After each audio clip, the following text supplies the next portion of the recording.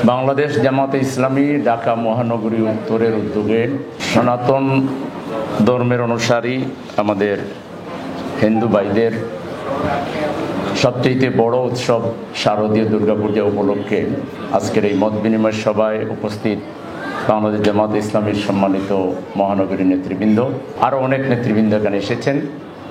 আমাদের প্রশাসনের কিছু ভাইয়েরা হয়তো এখানে এসেছেন, সাংবাদিক বন্ধুগণ এবং সর্বস্তরের উপস্থিতি। আমি শুরুতে সারা বাংলাদেশের সনাতন ধর্মের অনুসারী যাদের সবচেয়ে গুরুত্বপূর্ণ কেন্দ্রীয় উৎসব শারদীয় দুর্গা উৎসব রয়েছে, সেই উৎসবে আমার পক্ষ থেকে এবং বাংলাদেশ জামাত ইসলামী ঢাকা মহানগরীর পক্ষ থেকে শুভেচ্ছা জ্ঞাপন করছি। আমরা সবাই বাংলাদেশের নাগরিক। বাংলাদেশ আমাদের প্রিয় জন্মভূমি। এটা কেউ আমরা অ্যাপ্লিকেশন করে এখানে আসি নাই, স্রষ্টাই তার ইচ্ছায় এই এলাকায় আমাদেরকে জন্ম দিয়েছে। সুতরাং আমরা জন্মগতভাবে এদেশের গর্বিত নাগরিক। কে মুসলমান, কে হিন্দু, কে বৌদ্ধ, কে খ্রিস্টান, এখানে এই পরিচয়টা আমরা কোনোভাবেই বড় করে আলাদা করবার কোনো সুযোগ নাই। যার যার ধর্ম তার ধর্ম। আমাদের যে সংবিধান আছে, সেই সংবিধানের 2-এর কতে পরিষ্কার করে বলা হয়েছে সকল ধর্মের অনুসারীরা সমান মর্যাদা পাবেন তাদের ধর্ম পালনে। এখানে পার্থক্য করার, আলাদা কোনো কিছু করার, অন্তত যার যার মর্যাদার দিক থেকে এখানে কোনো পার্থক্য করার কোনো সুযোগ আমাদের সংবিধানে নাই। আমাদের সংবিধানের 19(1) অনুচ্ছেদে সুযোগের সমতার কথা বলা হয়েছে। এখানে যদি কোনো হিন্দু ধর্মের অনুসারী তার মেধা দিয়ে, তার যোগ্যতা দিয়ে প্রশাসনের কোনো ভালো জায়গায় যাওয়ার সুযোগ থাকে, সংবিধানে পরিষ্কার বলা আছে সে সেখানেই যাবে। তাকে আটকাবার কোনো সুযোগ সংবিধানে রাখা হয়নি, রাষ্ট্রে রাখা হয়নি। কিন্তু দুর্ভাগ্যজনকভাবে বিগত দিনে, বিশেষ করে গত 15.5 বছরে যারা দেশ শাসন করেছেন, সংবিধানকে তারা টোটালি ফলো করেননি। তারা যা করেছেন সেটাই ছিল সংবিধান।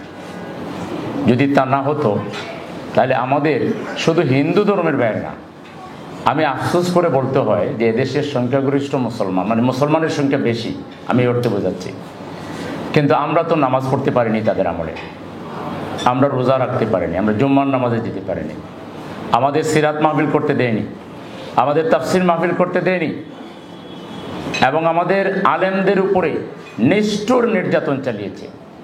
তাহলে তারা কি এই সংবিধান ফলো করেছে? ফলো করে নাই। যদি ফলো করত তাহলে আমার কথা বলার অধিকার, আমার ধর্ম পালনের অধিকারকে সে কখনোই বাধা দিতে পারত না। তাহলে আমরা কিন্তু সমতা পাইনি।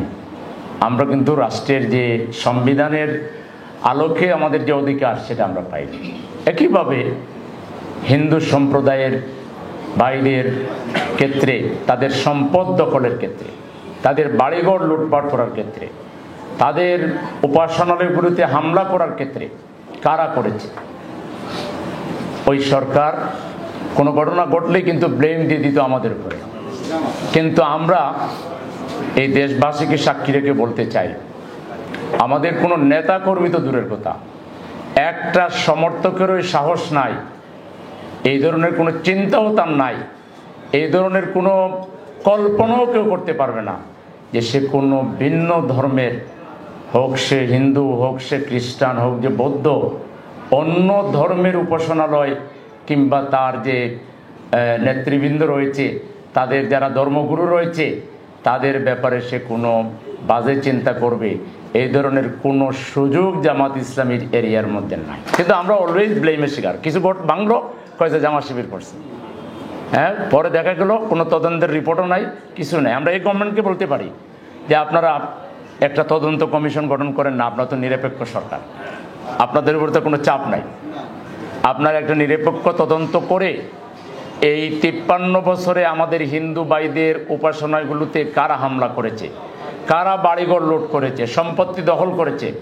কিছু গবেষকরা অলরেডি বই পুস্তক বের করেছেন, সেখানে 1 নম্বরের নাম আছে যারা বিদায় নিল তারা। জঙ্গিপনার কথা আমাদের উপরে চাপাইতো। আমাদের একটা বক্তৃতা দেখান যেখানে আমরা হিন্দু ধর্মের লোকদের বিরুদ্ধে কথা বলেছি, একটা বক্তৃতা দেখান যে আমরা কোনো হিন্দু ধর্ম কিংবা বৌদ্ধ কিংবা খ্রিস্টান ধর্মের বিরুদ্ধে কোনো উস্কানিমূলক কথা বলেছি, কিংবা রাজনীতিতেও আমরা কোনো হত্যা করো, খতম করো, উৎখাত করো এরকম কোনো প্রমাণ দেখাতে পারবে না। আমাদের সার্চ করবেন ওয়েবসাইট, সেখানে আমাদের নীতি পলিসির কথা লেখা আছে। আমাদের এই আন্দোলনের ধারে কাছেও জঙ্গিপনা যায় না, উগ্রতা যায় না, এগুলোর সাথে আমাদের কোনো দূরতম সম্পর্ক নাই। আজকের বাংলাদেশের যে অবস্থা, আমি মনে করি এই বাংলাদেশকে যদি এগিয়ে নিয়ে যেতে হয় তাহলে একটা সুশৃঙ্খল, একটা মানবতাবাদী, দায়িত্বশীল, গতিশীল, সাহসী, সুদৃঢ় নেতৃত্বের অধিকারী একটা রাজনৈতিক আদর্শিক দল দরকার। আমরা তো দৃঢ়ভাবে বিশ্বাস করি আমাদের হাতে যদি আল্লাহর ইচ্ছায় দেশের ক্ষমতা আসে তাহলে হিন্দু সম্প্রদায় সহ অন্যান্য ধর্মাবলম্বী যারা আছেন তারা স্বর্ণযুগে বাস করবেন, তারা এত মর্যাদার আসনে থাকবেন, অধিকারের ক্ষেত্রে তারা এত এগিয়ে থাকবেন, প্রতিযোগিতায় প্রতিদ্বন্দ্বিতা করে বাংলাদেশের প্রত্যেকটা জায়গায় তারা স্থান করে নেবেন। তারা কখনো ভাববেন না যে আমরা বাংলাদেশে বোধহয় আমাদের কোনো অধিকার একটু কম আছে, বরং তারা প্রতিযোগিতা করে অধিকারে এগিয়ে থাকতে পারবেন।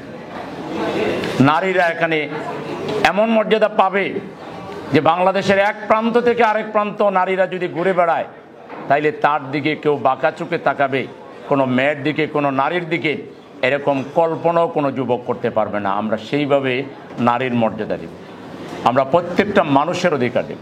আমরা স্কুল করেছি, মাদ্রাসা করেছি, ইউনিভার্সিটি করেছি, আমরা হাসপাতাল করেছি মানুষের সেবার জন্য, এবং আমাদের হাসপাতালগুলোতে অথবা আমাদের ব্যাংকগুলোতে এখানে আমরা কোনো ধর্মের কোনো বাছ বিচার আমরা করি না। আপনারা খোঁজ নিয়ে দেখতে পারেন।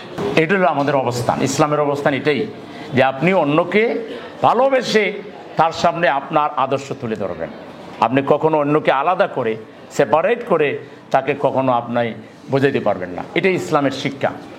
তো সুতরাং আমরা মনে করি যে আজকে বাংলাদেশ যে পর্যায়ে আছে, এদেশের স্বাধীনতা সার্বভৌমত্বকে যদি নিরাপদ রাখতে হয়, এদেশের সব সম্প্রদায়ের, সব ধর্মাবলম্বী মানুষকে যদি নিরাপদ রাখতে, মুসলমান সহ, মুসলমান, হিন্দু, বৌদ্ধ, খ্রিস্টান সবাই আমরা যদি নিরাপদ থাকতে চাই, শান্তিতে থাকতে চাই, একত্রে বসবাস করতে চাই, মাথা উঁচু করে বসবাস করতে চাই, এবং আমরা প্রত্যেকে যার যার অধিকার নিয়ে যদি আমরা বসবাস করতে চাই, তাহলে একটা দায়িত্বশীল রাজনৈতিক দলকে আমাদের সকলের পক্ষ থেকে সমর্থন দিয়ে এগিয়ে নিয়ে যেতে হবে। কিছু বিষয়ে আমাদেরকে ইউনাইটেড হইতে হবে যে আমরা আর কোনো ঘুষ দেব না, আমরা আর করাপশন চাই না, রাজনীতিকে কেউ ব্যবসা হিসেবে গ্রহণ করে এটা আমরা চাই না। ছাত্ররা বলছে উই ওয়ান্ট জাস্টিস, এখানে জাস্টিস এনশিওর করতে হবে। জাস্টিসের বাইরে যিনি যাবেন, বৈষম্য যিনি করবেন, চাঁদাবাজি, টেন্ডারবাজি এবং এই করাপশনের দিকে যারাই যাবেন, আমরা এখন রাস্তা শিখে ফেলেছি যে বুক শটান করে দাঁড়িয়ে গেলে কোনো স্বৈরাচার টিকতে পারবে না। আমরা এই পথেই সামনে এগিয়ে যাব এবং কাউকে এখানে এই জাতির উপর নিষ্পেষণ করার, শোষণ করার, মানুষকে বঞ্চিত করার কোনো সুযোগ আমরা আর দিতে চাই না। সেক্ষেত্রে আমরা আপনাদেরকেও মনে করি যে আপনারা আপনাদেরকে আলাদা কিছু ভাববেন না, আপনারা এদেশেরই গর্বিত নাগরিক, আপনারাও মাথা উঁচু করে দাঁড়াবেন, আপনারাও আপনাদের ভয়েস রেজ করবেন, সম্মিলিতভাবে আমাদের ওই জাতীয় শত্রুদের বিরুদ্ধে লড়াই করবো আমরা। সেই জাতীয় শত্রু হলো ঘুষখোর, ঘুষদাতা, ঘুষ দাবি করা, সন্ত্রাসী, চাঁদাবাজ, টেন্ডারবাজ এবং সব ধরনের দুর্নীতিবাজদের বিরুদ্ধে, সন্ত্রাসী রাজনীতির বিরুদ্ধে আমরা হিন্দু, বৌদ্ধ, খ্রিস্টান, মুসলমান, নৃতাত্ত্বিক গোষ্ঠী, আমরা আপামর জনতা, আমার দেশ বাংলাদেশ, এই দেশের স্বাধীনতা রক্ষা করা আমাদের সকলের পবিত্র দায়িত্ব। এদেশের মানুষের শান্তি এবং নিরাপত্তা নিশ্চিত করা আমাদের সকলের নৈতিক দায়িত্ব। আমরা এই দায়িত্ব ঐক্যবদ্ধভাবে পালন করব। আমাদের পক্ষ থেকে আমরা একাধিক আমাদের নিজেদের মধ্যে মিটিং করেছি কিভাবে আপনাদেরকে সার্বিক সহযোগিতা করা যায়। আমরা প্রথম প্রশাসনকে বলেছি, কিছুদিন আগে আমরা উপদেষ্টার সাথে, চিফ অ্যাডভাইজারের সাথে দেখা করেছি। আমরা বলছি আপনারা আর্মিকে সক্রিয় রাখেন, গোয়েন্দা সংস্থাদেরকে সক্রিয় রাখেন, তারা যেন ব্যাপক তৎপরতা চালায়, কোনো মিসক্রিয়েন্টকে যদি পায় তাহলে যেন তাকে ধরে প্রশাসনের হাতে সুপর্দ করে। এখানে কিন্তু গোয়েন্দা সংস্থাকে দক্ষতার পরিচয় দিতে হবে, যোগ্যতার পরিচয় দিতে হবে। আপনাদেরকে যত ধরনের আপনাদের লোক নিয়োগ করা দরকার সেই নিয়োগ করে যেভাবে হোক আপনাদের নখদর্পে গোটা পরিস্থিতিকে রাখতে হবে। হিন্দু ভাইদেরকেও সতর্ক থাকতে হবে। আমরা বলি 1 নম্বরে ফেস করবে হলো প্রশাসন। প্রশাসন যদি ফিল করে যে আমরা তাদের সাথে থাকবো, আমরা অঙ্গীকার করছি আমরা থাকবো, কিন্তু আমরা আগে বাড়িয়ে যাব না কৌশলগত কারণে। আমরা প্রশাসনের সাথে থাকবো, আমাদের সহযোগিতা আপনারা পাবেন। আপনাদের সব জায়গাগুলিতে আমরা ভিজিটও করব। তো সকল ক্ষেত্রেই আমরা যেন একে অন্যের পাশে দাঁড়াতে পারি, একযোগে পথ চলতে পারি, আমরা সেই দিকেই সামনের দিকে খেয়াল রেখে আমাদের আগামীর বাংলাদেশকে গড়ে তোলার জন্য আমরা সোচ্চার থাকব। এই আশাবাদ ব্যক্ত করে আপনাদের সবাইকে কষ্ট করে আসার জন্য, কথা বলার জন্য, শোনার জন্য আন্তরিক অভিনন্দন জ্ঞাপন করে আমাদের এই সম্পর্ক অব্যাহত থাকবে সেই আশাবাদ ব্যক্ত করে আজকের এই প্রোগ্রাম আমরা এখানেই সমাপ্তি ঘোষণা করছি। ধন্যবাদ জ্ঞাপন করে আমার কথা এখানে শেষ করছি।